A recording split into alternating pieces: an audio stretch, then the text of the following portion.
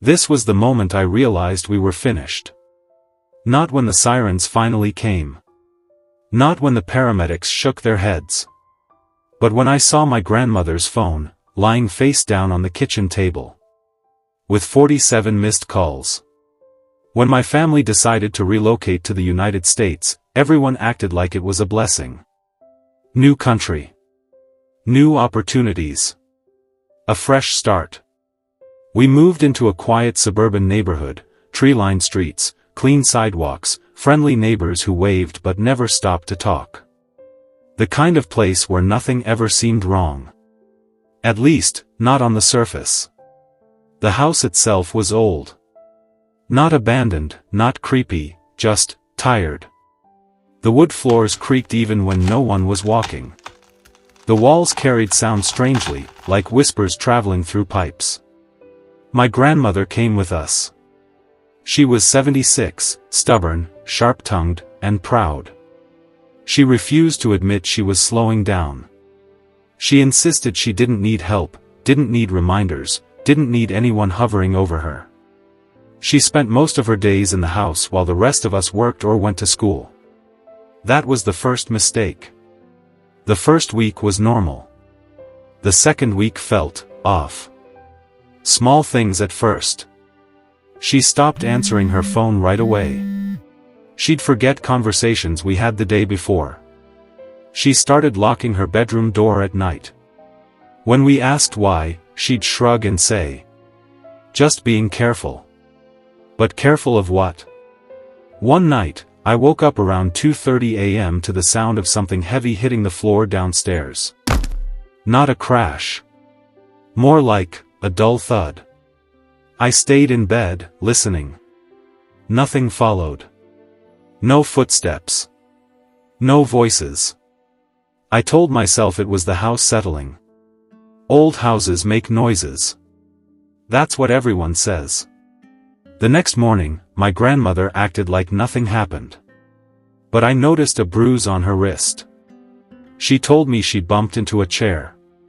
A few days later, I came home early and found her sitting at the kitchen table, staring at nothing. Her phone was in her hand. When I asked what she was doing, she said, "I was about to call you." About what? She shook her head. I forgot. The third week, she fell in the bathroom. She didn't tell anyone. We only found out because my mother noticed blood on the edge of the sink. My grandmother brushed it off. Just lost my balance. The doctor warned us. Falls at her age were serious. Next time, she needed to call for help immediately. She nodded. She promised. She didn't mean it. The night it happened, none of us were home. My parents were working late. I was out with friends. My phone was on silent. Security footage later showed her walking into the kitchen at 9:42 p.m. She stopped suddenly. Her hand went to her chest. She tried to steady herself on the counter, but missed. She collapsed. Hard. The camera caught her reaching for her phone. Her fingers touched it. Then, pulled back. She lay there for nearly 4 minutes before trying again.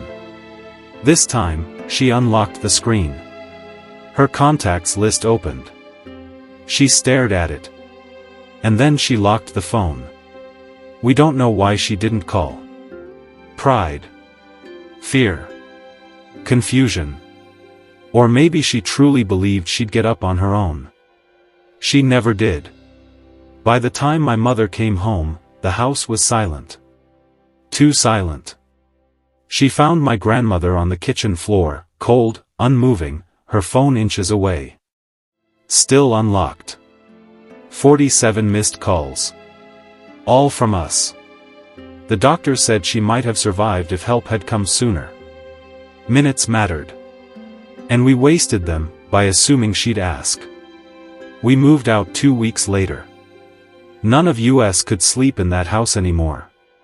But sometimes, late at night, I still hear that dull thud in my dreams. And I wake up knowing the truth. It wasn't the house that failed her. It was us.